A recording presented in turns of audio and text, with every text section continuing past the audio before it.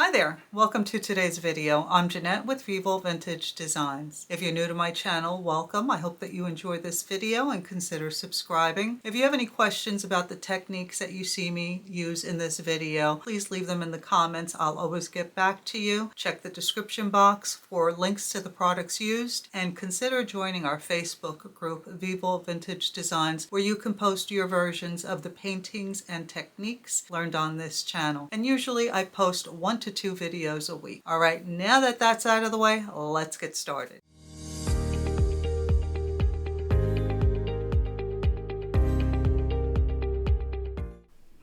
Thank you for joining me, friends. Today we're going to be painting a watercolor landscape.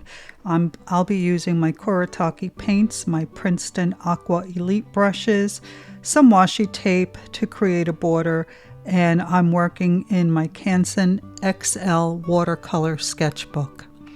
And you can see that I have pre-mixed my colors. I'm using aquamarine, cadmium yellow, sap green, rose madder deep, and cobalt violet. I will also be mixing a few of these colors while I'm painting to create more colors.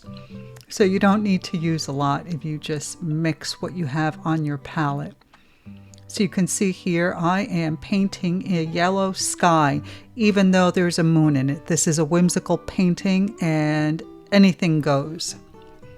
So I find that pre-mixing these colors, and they're a bit diluted, will keep a good consistency and have it blend nicely in the paper. If you grab the color off the palette, you'll have different dampness and you'll get a lot of blooms. So when you're using these paints, and that's a nice look if that's what you wanted, but I did not want that for this painting. So if you want smooth color on the paper, I suggest you pre-mix the colors in a palette like you saw me do there.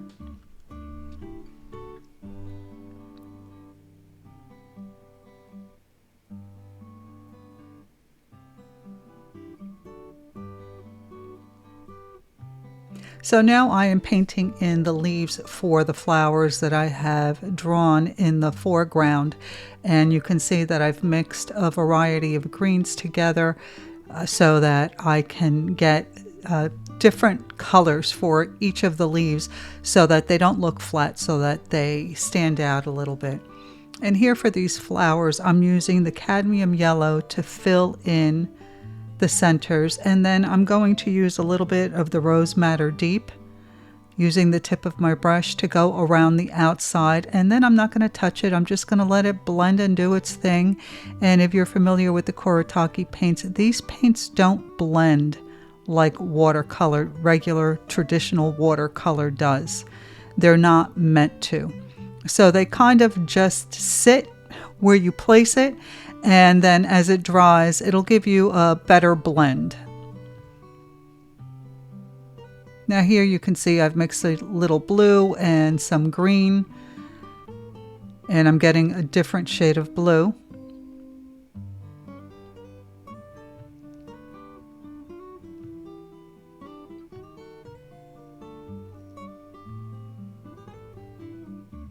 And this one I painted in the sap green, and then I dropped a little yellow into it to create a little texture.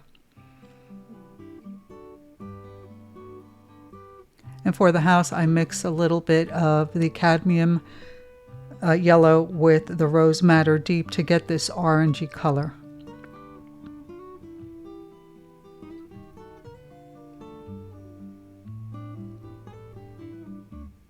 Here I'm using the same color that I used for that first blue hill, but then I mixed a little bit more green into it so that the color was different than the hill next to it. Now I'm using the ultramarine blue to paint in the tree. And I'm not too worried about painting in the tree perfectly because I'm going to add some flowers and leaves, and most of it will be covered up at the top. And here I'm painting in the moon. Yes, a moon in a yellow sky. So I'm using the white that's on the palette, and then I'm adding a little bit of the blue to make it look like a moon and give it a little bit of texture. And then I'm using my brush to move that color around a little bit and to lift some of the blue.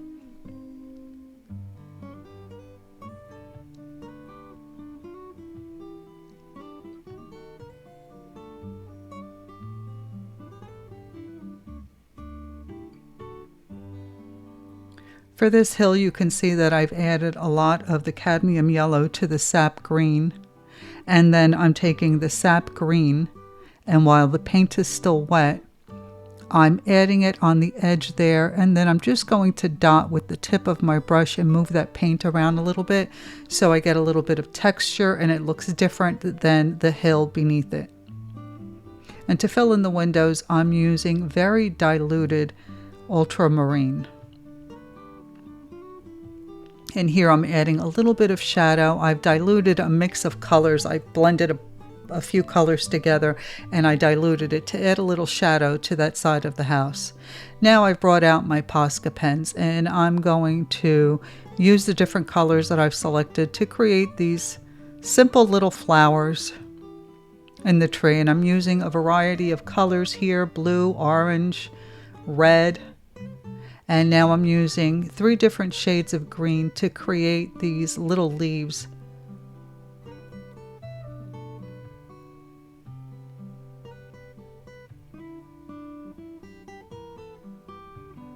And now I'm alternating the Posca pens and adding centers to these little flowers.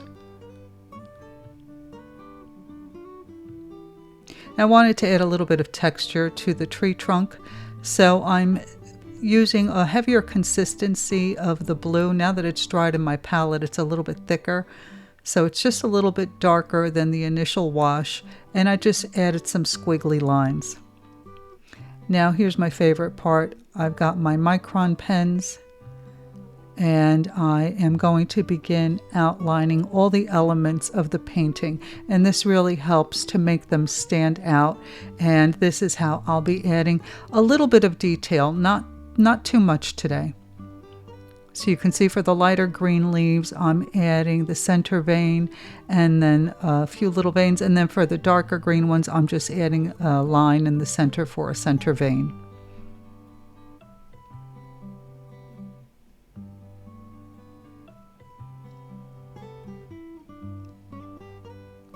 Now, of course, once you've got your micron pens out, you can add as much detail to your painting as you like.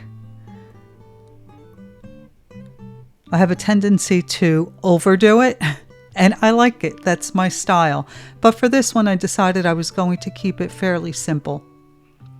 So here I'm adding shingles to the roof of this little house. And you can see the detail that I've added to the windows and the stone around the door.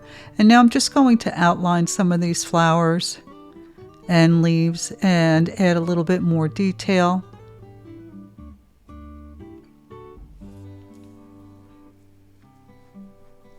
These whimsical paintings are very easy. I think they're perfect for the beginner because there's really nothing that you can do wrong.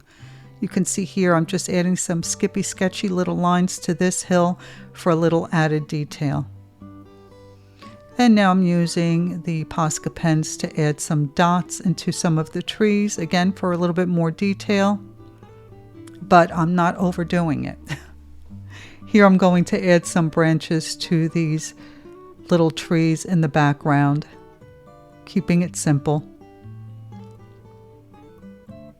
A few more dots.